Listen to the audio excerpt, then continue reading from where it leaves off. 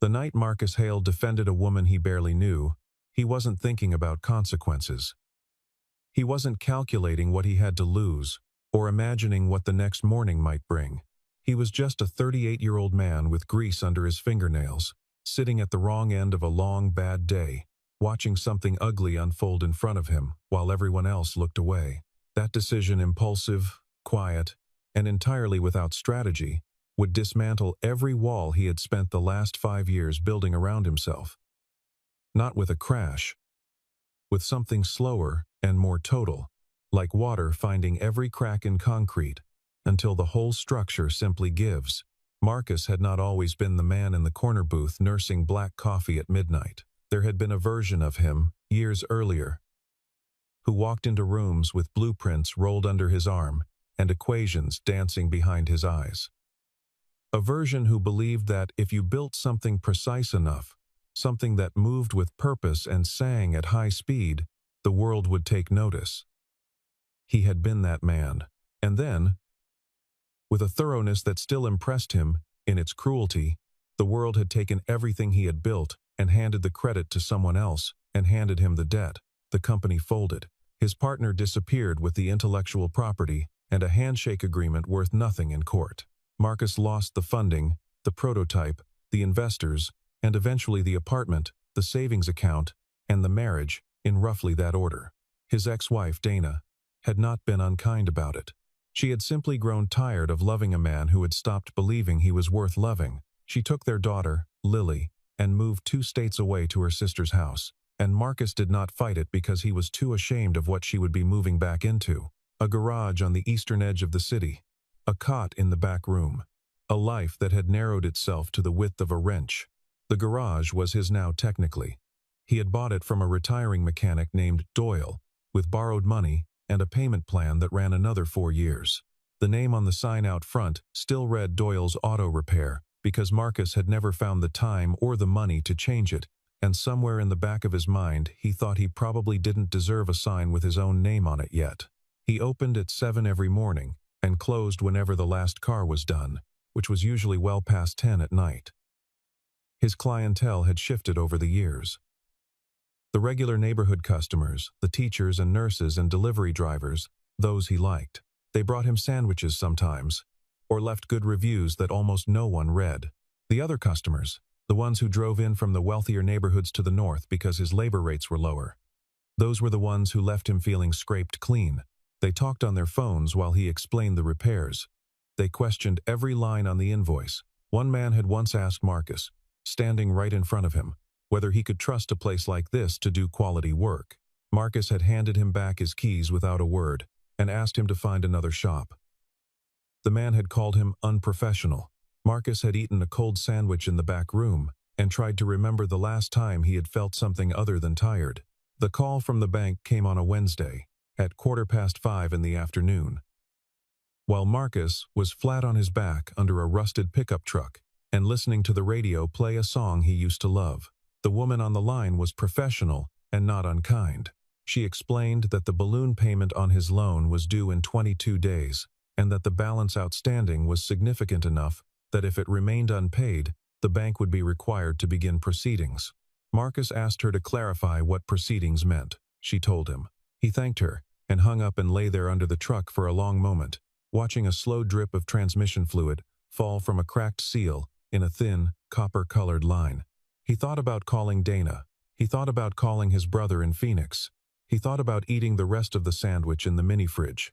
He chose the sandwich. Then he closed the garage 2 hours early, something he almost never did, and drove to a place he had passed 100 times but never gone into, a small bar and diner on a side street 3 blocks from the waterfront, where the light through the window looked warm and the parking lot was mostly empty and nobody would know his name. The bar was called the Blue Anchor. It had the particular character of a place that had been there a long time without trying to seem like it had been there a long time. The booths were old wood, smooth from years of elbows and shoulders. The bar top was scarred and honest. The lighting came from pendant lamps that gave everything a low amber color, the color of photographs from the 1980s, the kind that made everyone look a little better than they probably were. Marcus took a booth near the back and ordered coffee, just coffee, because he was watching money now with a precision he had once reserved for gear ratios, and he sat with his hands folded on the table and tried to think about nothing at all, which he was not good at. She came to refill his cup about 15 minutes in. He almost didn't look up. When he did, he noticed her, the way you notice something that doesn't quite fit, without being able to say immediately why a small wrongness, a detail out of place. She was maybe 34, 35, with dark hair pulled back, and no particular effort made in any direction. The uniform was plain. The expression was neutral in a way that seemed deliberately maintained, rather than naturally arrived at. She asked if he wanted anything else. He said no. She started to leave, and then he said, without planning to, that he was sorry to hear the way the owner had spoken to her a few minutes ago. He had caught the tail end of an exchange by the kitchen door, something sharp and dismissive. And she turned back and looked at him with an expression he could not immediately read. Not gratitude. Not surprise. Something more careful than either. She said, it was fine. He said it wasn't. She paused, and then, instead of walking away, she said she was pretty sure the carburetor on the Buick parked outside belonged to a 62 model, not a 64, based on the secondary Venturi size, and she was curious whether the owner knew that, because the two were not interchangeable without significant modification. Marcus set down his coffee. He said, "How do you know that?" She said she had read about it somewhere. He said that was not the kind of thing most people read about.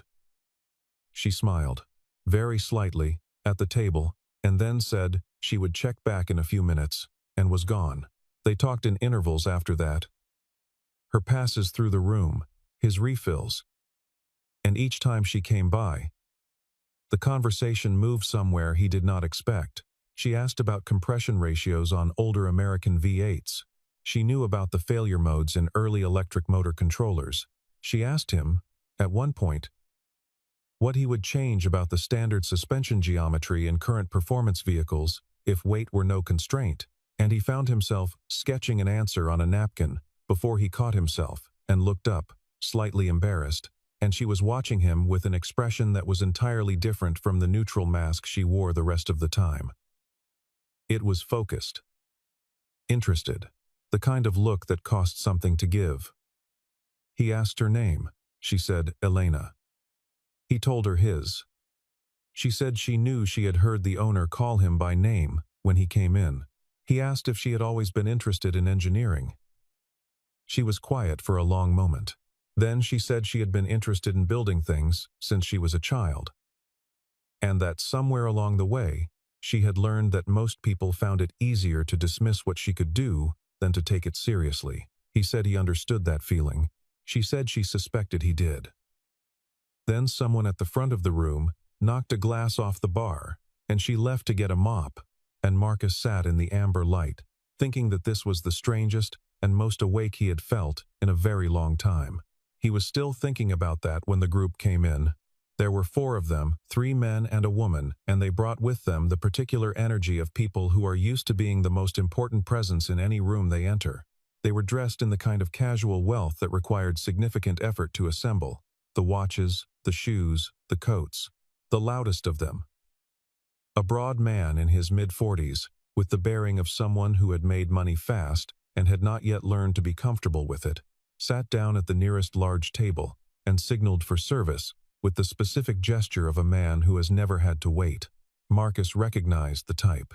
He had seen it in conference rooms and investors' offices years ago, before the bankruptcy. The type that evaluated everything, including people, in terms of its usefulness to them at any given moment. Elena came to take their order. The broad man looked her up and down with an unhurried frankness that made Marcus set down his cup. One of the others made a comment, low-voiced, and they laughed among themselves. Elena asked what they would like to drink. The broad man said something about the wine list. Then, when she named the options, said he was not surprised a place like this didn't have anything worth ordering. It was a place like this that Marcus felt in his chest, the same phrase the man with the car had used to him months ago. Elena wrote something on her pad. The broad man said he would need her to describe the specials more slowly, because clearly the training here was not up to much. The other men laughed again.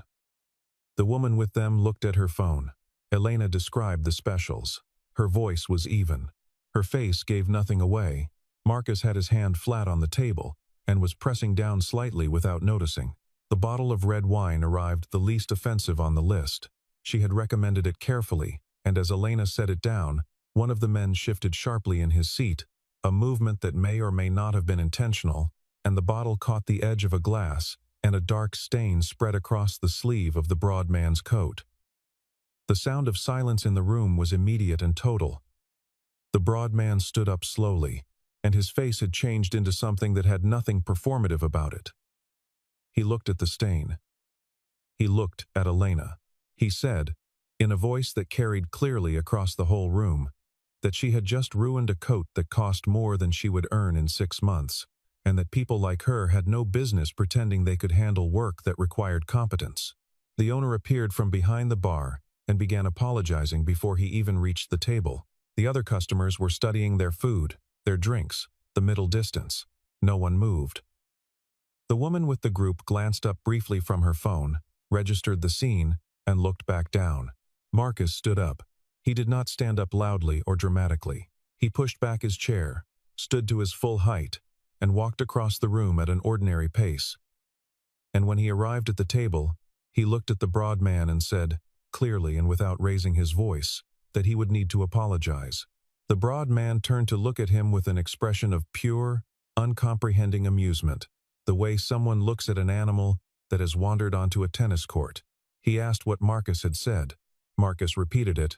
The broad man took in Marcus's appearance, the worn jacket, the hands that were clean but would never be entirely free of the past, the lack of any insignia of wealth or affiliation, and he began to smile. He said, "Sorry, what exactly is your position here?" Marcus said his position was that Elena would receive an apology. The man laughed, a real laugh, and looked at his companions. He said Marcus was welcome to go back to whatever he had crawled out of, and that no one needed a broke mechanic playing at being a hero, and that if he didn't sit back down, his night was going to get considerably worse. Marcus held his ground. The man closest to him stood up. The room had gone very still. Elena, from behind Marcus, said his name just once, quietly, and something in the way she said it made him breathe. He looked at the man who had risen and said, with absolute calm, that this was finished, that they were going to leave, and that he recommended they do it now. There was a long, suspended moment. Then the broad man straightened his cuffs, said Marcus had made a very stupid decision tonight, and gestured to his group. They left. The door swung shut. The owner let out a long breath. The room exhaled. Marcus turned back to his table and found Elena standing there, looking at him with an expression he had not seen on another person's face in a very long time. It was the expression of someone who had not expected to be surprised, and had been, completely. He went back to the garage the next morning with the intention of returning to the Blue Anchor that evening. It was a small intention, the kind that gets a person through a day. He changed oil, replaced a timing belt, diagnosed a fault in a hybrid battery system that took him 3 hours and gave him genuine satisfaction, and then at 6 in the evening he drove to the side street and walked in through the same door and sat in the same booth. A different woman came to take his order. He asked if Elena was working tonight. The woman said she didn't think so. He asked if she was scheduled this week. The woman went to check, came back, and said that Elena had given her notice the previous night after her shift, apparently. She was gone. Marcus ordered coffee and sat with it. The owner came by and said, with a weight that suggested it meant something, that the woman who had been working as Elena, the one he knew as the waitress, was apparently someone quite significant. He said he had heard things this morning, people talking. He didn't say more. Marcus drove home with the windows down and the city moving around him at its usual indifferent speed, and he felt something he couldn't name, not loss exactly, because you couldn't lose someone you had only just found, but something adjacent to it, something that felt like closing a book before the last chapter. He was under the hood of a 1990 Camaro the following morning when his radio cycled to a news segment. He almost didn't listen. He was focused on a coolant leak that had been misdiagnosed twice by another shop, and the problem was genuinely interesting to him, the kind of problem he liked. a thing with a real answer hidden inside it. But then a name came through the radio, Elena Vale, and he stopped. He straightened up from under the hood with a wrench still in his hand, and looked at the small speaker on the shelf, as if it were a person who had just said something extraordinary. The broadcaster was explaining that Elena Vale, widely regarded as one of the most influential automotive designers of the past 2 decades, had been confirmed to be in the United States for the first time in several years. She had been the lead design architect on 3 of the most celebrated performance vehicles produced in the previous decade, held patents on motor integration systems used by 4 major manufacturers, and had recently announced that her company, Vale Automotive, was developing what industry sources described as the most technologically significant electric supercar in the history of the category. Her net worth, the broadcaster noted, was estimated in the upper billions. Marcus set the wrench on the hood of the Camaro. He looked at the small television mounted on the wall of the garage, the one he kept on for company, mostly silent, and on it, now, was a photograph. A woman in a sleek room, caught between 2 people who were saying something to her, looking at the camera with an expression that was composed and entirely in command. The neutral mask was gone in this photograph. What replaced it was the look he had seen, for one moment, at the table in the Blue Anchor, when she had watched him sketch a suspension diagram on a napkin. He recognized her face the way you recognize a dream after you have woken up with a kind of retroactive certainty that feels both obvious and impossible. He stood in his garage, in his oil-stained work clothes, in the particular silence of a morning that has just changed its nature entirely, and stared at the television for a very long time. The letter arrived 3 days later. It came in a cream envelope with no return address, and his full name in a clean, spare typeface. Inside, on a single card, it said that Elena Vale wished to meet with him at his earliest convenience. An address in the business district was printed below. A time, Thursday at 10 in the morning. No signature. Just a number at the bottom that he could call to confirm. He called. A man answered, precise and professional, and confirmed the appointment, and told him that parking validation would be provided, and asked if he had any dietary restrictions. Marcus said no. He put the phone down and went back to work, and spent the rest of the day in a state of sustained, careful disbelief. The kind that is protective in its way, that keeps you functioning, while the larger event assembles itself in the background. On Thursday morning, he drove across town in his work truck. He parked in the validated garage and walked through glass doors into a lobby that had the particular quality of very serious money, not showy, just effortlessly superior. Every surface chosen by someone who thought about surfaces for a living. The receptionist greeted him by name. He rode an elevator to the 22nd floor. The person who met him there was a young woman with a tablet who walked him down a hallway lined with photographs of cars, not framed in the decorative sense but mounted with the seriousness of art, each one lit separately, each a different kind of speed rendered in steel and glass. He recognized 2 of them from magazines he had read years ago. He had not known who designed them. He did now. She led him to a door, and opened it, and stepped aside. The conference room was large and deliberately spare. Floor-to-ceiling windows looked south toward the water. At the far end of the table, in the chair at the head, was Elena Vale, not in a waitress uniform, not with her hair pulled back and her expression carefully neutral. She was in a dark jacket, unhurried, with the authority of someone who had been running rooms like this for a long time, but she was watching him with the same focused attention she had turned on him in the bar, and when he came in and sat down across from her, she did not preamble. She said she owed him an explanation and an apology, in that order, and asked if he was willing to hear both. She told him that for the past 3 months she had been conducting what she described as a quiet evaluation. She had grown, over the years, profoundly skeptical of the people who wanted to work for her, and not without cause. In the industry she had built her name in, ambition was the only constant. And the people who sought proximity to her name or her capital were not the people she was looking for. She had learned to identify, with some precision, the ones who wanted access versus the ones who wanted to build something. She had found that the most reliable test was one that most people could not game because they did not know they were being tested.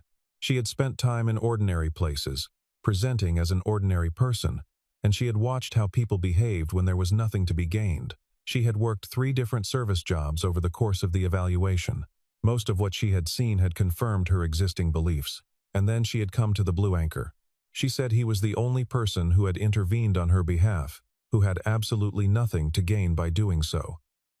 Not just that night, she said. She meant in the larger sense. Most people who would have stood up in that situation would have done so because they wanted something: her attention, her gratitude, the story of having done the right thing in a room full of people. She had watched him that night before the incident with the group, and she had seen someone who was genuinely engaged with the work, genuinely curious about the problem she had raised, and genuinely without interest in impressing her. She had also, she said with a directness that did not soften the thing she was saying, had him investigated after that evening. His professional history was something she had spent 2 full days reading. She said she knew about the company he had built. She knew about the suspension prototype that had never made it to production. She knew about the partner who had transferred the intellectual property rights without Marcus's knowledge, in a series of document filings that a corporate attorney would have caught immediately, which Marcus had not had. She said she had shown those documents to 3 engineers she trusted, and all 3 of them had said the same thing. The original design was extraordinary, and the failure had nothing to do with the quality of the work. Marcus sat very still. He looked at the table. The years between that prototype and this room were long and very heavy, and he felt their weight in his chest in a way he usually managed to keep at a low background hum. He said he appreciated her saying that. She said she was not saying it for his comfort. She was saying it because the project she was about to describe required the kind of engineer who could do what he had done at 31, and who also understood, from experience, exactly how much could go wrong. She described the project: an electric performance vehicle, unlike anything currently in production, not the engineering equivalent of a compromise, but an actual attempt to build the fastest, most responsive, most genuinely extraordinary electric car that current understanding of material science and powertrain design would allow. A 2-year development window, a global reveal, a budget that had the number 2 followed by enough zeros to make the number feel theoretical. She wanted him to co-lead the engineering team. He told her she had the wrong person. He said it without drama. He was not performing humility. He was reporting a conclusion he had spent 5 years arriving at. He said the version of himself she was describing no longer existed, and that whatever had been in those documents was a decade old. She let him finish. Then she said something that he would remember for a long time afterward. Something that she said simply and without emphasis, the way you say a thing that you have believed for a long time and have finally found the right moment to offer. She said, "The most dangerous person in any room is not the one who has failed. It is the one who once had a dream and made peace with not having it anymore." He looked at her. She held his gaze without any performance in it. He thought about the garage.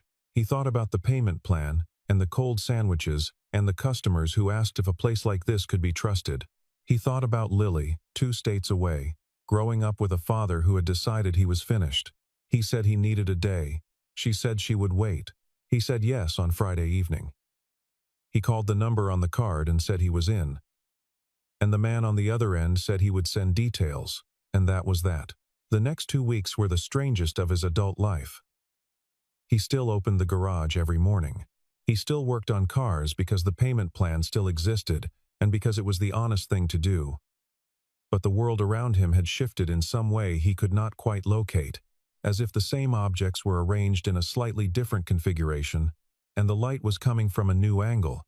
He told no one except his brother, who did not quite believe him, and then called back 3 hours later, having looked up Elena Vale, and said, in a voice that had gone slightly high-pitched, that Marcus needed to be very careful, and also to enjoy this. Marcus said he would try. The people who had been in the Blue Anchor that night were not careful people in any sense.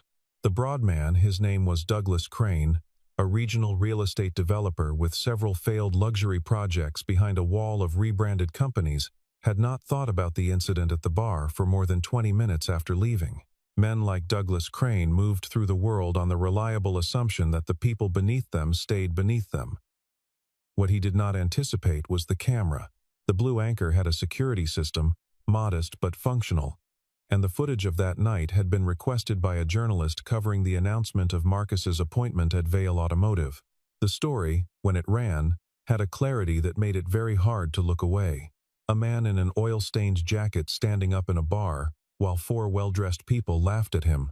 The same man, 3 weeks later, named as co-project lead on the most anticipated automotive reveal of the decade. The contrast was the kind that the internet processed with an enthusiasm that Marcus found overwhelming and slightly baffling. He did not read most of it. He had been handed a desk and a team and 14 months of work to organize. And the desk was where he preferred to be. There were elements of the new life that required adjustment. He still wore the clothes he owned because he saw no reason not to.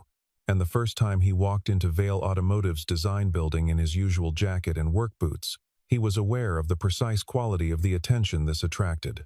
Not all of it was unkind, some of it was curious. And some of it was the very specific look of engineers and designers who had heard the story and wanted to see the man it attached to. He met his team over 2 days of structured introductions that Elena had arranged with her characteristic precision. They were extraordinary people, the kind of people who had been excellent at the one thing they were excellent at since they were very young, and who had the particular intensity of people who had never had to explain why they cared about what they cared about. He felt the old part of himself beginning to move. It was slow and careful, the way a joint moves after a long period of disuse, but it moved. The theft was discovered on a Tuesday morning, 7 weeks into the project. Marcus arrived at his desk to find 3 members of the team already there, silent and white-faced around a monitor. The primary design files, not a backup, not a secondary set, but the current working documents representing 7 weeks of collaborative engineering were gone, not corrupted, not accidentally deleted, gone in a way that bore the clear signature of intentional, sophisticated removal. The room filled with people. Then it filled with lawyers. Then it filled with the kind of silence that comes when something important and irretrievable has happened and everyone is calculating the size of it. The board meeting that afternoon was the worst hour of Marcus's life in a very long time. He was not formally accused of anything, but the shape of the discussion made his position clear. He was new. He was an outsider. He had no prior relationship with the company, no established history of loyalty, and his professional past included a failure of record. The kind of people who sat on corporate boards had, in Marcus's experience, a very specific and reliable instinct for the least complicated narrative. And the least complicated narrative in this room was the one where the unknown quantity was responsible. Elena sat at the head of the table and said nothing for a long time. When she spoke, she did not defend Marcus directly. She asked a series of technical questions about the access logs, about the timing of the breach, about the nature of the files removed. Marcus, listening, understood what she was doing. She was following the evidence in real time, in front of all of them, and she was doing it out loud so that the room could not pretend afterward that she had not. He went back to the garage that night. Not to sleep, he had an apartment now, a real one, but because the garage was where he thought best, and he needed to think. He sat in the old chair behind Doyle's old desk and put his feet up and stared at the ceiling and went through everything he could recall about the access logs, the breach, the timeline, the people who had known what the files contained and when. At 2 in the morning, he called Elena. She answered on the second ring. He said he needed to tell her something, and then he told her what he had worked out. She was quiet for a long time. Then she said she needed to make some calls, and that she would come back to him before morning. She came back at 5. She told him she had confronted her assistant, a woman named Rachel, who had worked for her for 6 years, since before Vail Automotive existed in its current form, through the early years when Elena had been working out of a rented industrial space in Portland and eating takeout 7 nights a week. She told him that Rachel had admitted it. The competing firm, a consortium with backing from 2 of the same investors who had passed on Vail's initial funding round, had approached Rachel 8 months ago. They had been patient. They had waited until the project reached a stage where the files had maximum value and minimum redundancy. The practical damage was severe. The emotional damage, Elena told him, in a voice that was as controlled as he had ever heard from her, was of a different category entirely. She said she had not trusted many people in her adult life. And the ones she had trusted with a totality that made betrayal catastrophic rather than merely costly. He said he understood that. She said she knew he did. He was quiet for a moment. And then he told her he had an idea. Not a damage control idea. Not a recovery idea. Something larger. He said he had been thinking about the original design, the one they had lost. And that in thinking about it with the particular focus of someone trying to reconstruct what was gone, he had identified 3 points at which he had not been bold enough, where he had defaulted to what was known because the project was under pressure. He said that losing the files was catastrophic. Yes, but what if the replacement was better? Not recovered, reimagined. She was silent for long enough that he thought the call had dropped. Then she said, "Talk to me." The next 11 weeks were the most sustained and demanding work Marcus had done in his adult life. And he knew it while it was happening, which is unusual. Normally, the intensity of a good stretch of work only becomes visible in retrospect. Here it was present and immediate, a kind of willed immersion that left him tired in ways he had not felt since he was in his 20s, working in a design lab on 3 hours of sleep and too much bad coffee. His team rebuilt, more than rebuilt. They had the architecture of the original in their heads, all of them did. Because they had made it. And no breach could remove what lived in the minds of the people who had conceived it. What they constructed from that architecture, under pressure, with a clarity that crisis sometimes produces in people who are not afraid of it, was something that went past the original, in every dimension that mattered to them. The motor integration was cleaner. The chassis response curve was more radical. The power delivery had a quality that Marcus could only describe as honest. It did exactly what you asked of it, completely, without hesitation, which is rarer in engineering than it should be. The rival consortium released a vehicle of their own 6 weeks before the veil reveal. It was technically adequate. The coverage was respectful. Marcus watched a video of it and felt nothing in particular, which he took as a good sign. The reveal was held in Los Angeles, in a space that had been a logistics warehouse and had been converted, for one night, into something that felt like an event that had been imagined before buildings existed to hold it. The ceiling was high and dark. The floor was smooth and pale. There were journalists and engineers and buyers, and 3 separate camera crews and a crowd of people who had come because they understood that some things are worth being present for. Marcus arrived with his team. He was wearing a suit for the first time in several years, a simple dark one, chosen by a person on Elena's staff who had looked at him with gentle professional assessment and then departed with his measurements. In the breast pocket of the jacket, folded in a piece of cloth, was a wrench. Not a wrench he used regularly. The one he had been holding the morning he heard her name on the radio. Elena spoke first. She described the project with a precision and a passion that were not in conflict with each other, which is the mark of someone who has been talking about their work long enough to have resolved that tension. She described the team. She described the process. And then she described Marcus, and in doing so she told a version of the story that was complete and plain and unglamorized and entirely true, and the room listened with the quality of attention that a true story commands. She said he was the co-project lead. She said that without what he had rebuilt in those 11 weeks, the vehicle on the stage would not exist in its current form. Then she turned and nodded to someone at the back, and the lights changed, and the car moved. It came onto the floor under its own power, silently because it was electric, and silence was part of its character, and it was the most beautiful object Marcus had ever had a hand in creating. He had known this in the workshop. The knowing is different from the seeing. He watched it move across the floor under those high, dark lights. And he felt the thing that you feel when something you made passes out of your hands and becomes its own reality in the world. The car stopped at center floor. The room was entirely silent for a moment that stretched past the point where silence normally breaks into applause. Then it broke, and it kept going.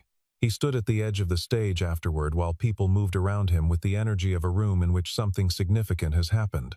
He was not looking at the journalists or the cameras or the people who had come to shake his hand, and some of them had come knowing who he was from the footage, and some of them were just people who recognized that a moment had concluded. He was looking at the car. His eyes were wet, and he did not particularly care. Elena came and stood beside him. She did not say anything for a while, and neither did he, and that was exactly right. He kept the garage. This was the only thing, in the weeks after the reveal, that people seemed to find confusing. He was a named partner in a firm with a valuation that had moved significantly in a favorable direction following the event. He had options and equity, and a title, and an office with a view of the same water he had stared at from the bar that night. He had none of this before, and all of it now, and still he kept the garage.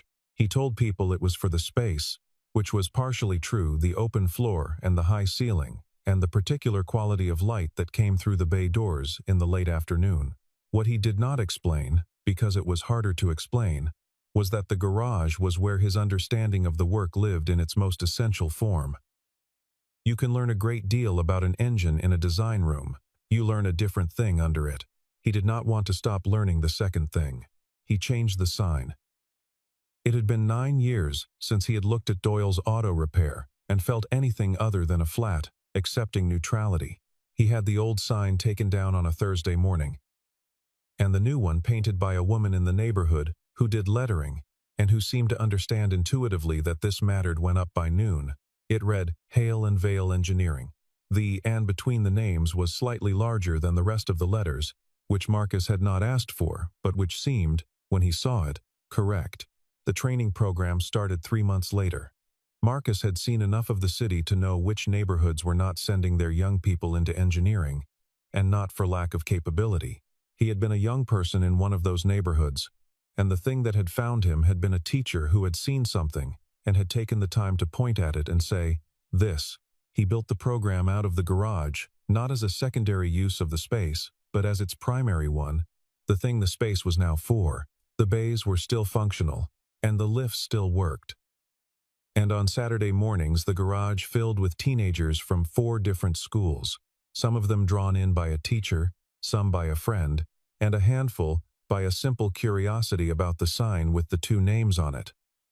Marcus taught. He was not a performing teacher. He did not have a particular gift for enthusiasm or dramatics. What he had was the quality of someone who thinks a thing is genuinely important, and who assumes, without condescension, that the person he is talking to is capable of finding it important too. Students responded to this in the way that students always respond to being taken seriously. Elena came by on a Saturday, in November. She had sent no message. But he had heard her car, the prototype, one of the first production examples that had come off the line, pull into the lot from half a block away, because he had spent 14 months getting to know its sound intimately, and there was no mistaking it. She came in through the side door and stood at the edge of the teaching session for a while, watching without announcing herself, the way she had watched in the bar that night. When the students broke for lunch, she came over. She had a box from a bakery 2 blocks away. She said she had not been sure whether to bring anything and had decided on food because it was the most neutral option. Marcus said that was probably correct. She sat on a rolling stool next to his workbench, and they were quiet for a moment with the particular ease of 2 people who have been through enough together that silence is no longer something that needs to be managed. She picked up a piece of manifold from the bench and turned it in her hands. She said she had been thinking about the next project. He said he had too. She said she wanted it to be bigger, technically. He said so did he. She said she was thinking about a powertrain architecture that currently did not exist, one that would require solving a set of problems that no one had solved, because the problems had not been correctly formulated yet.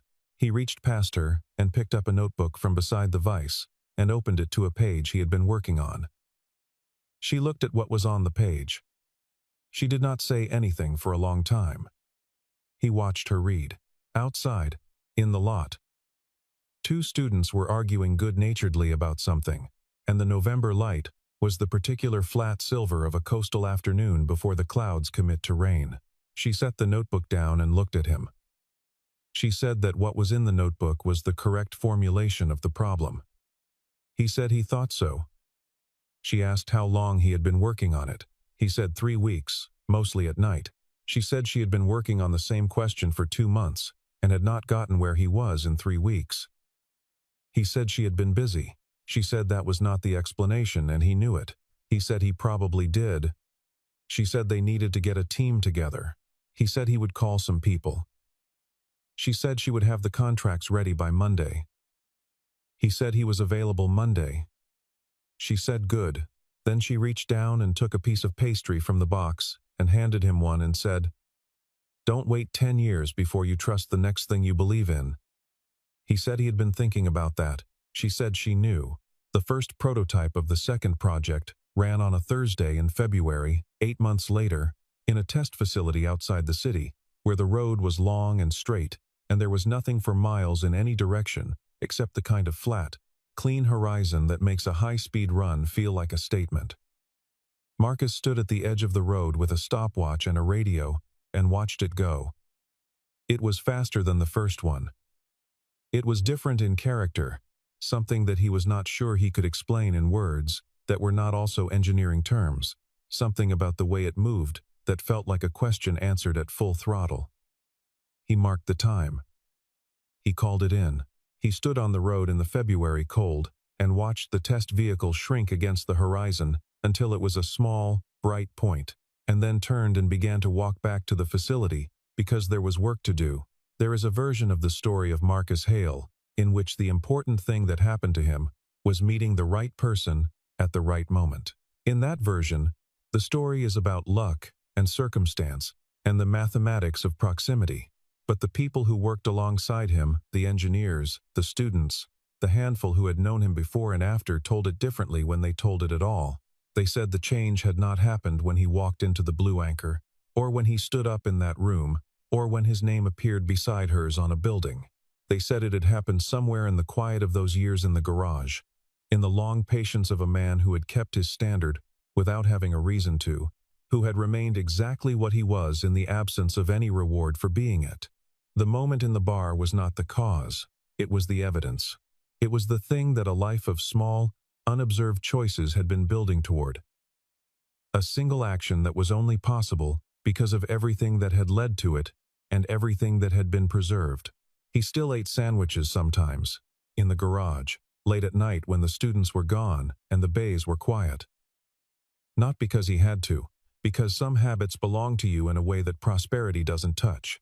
The old chair behind Doyle's desk was still there. The radio was still there. The light through the high windows still came in at the same angle in the afternoon, falling across the floor in long bars that moved slowly as the day changed. The sign on the front of the building was new.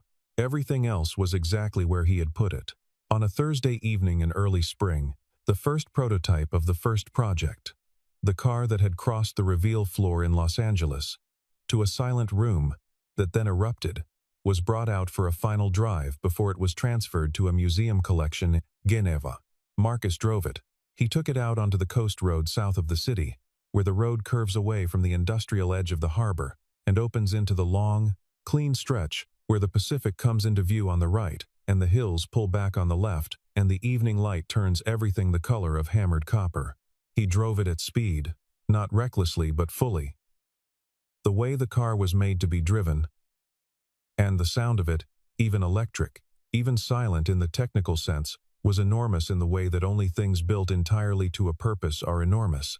He had his hands on the wheel and the window down and the cold spring air coming in off the water, and for a long moment he felt the whole weight of the years, the ones that had crushed him and the ones that had remade him, and he drove through them, all of them, on a road running straight toward a horizon that was still, even now, full of things he had not yet built.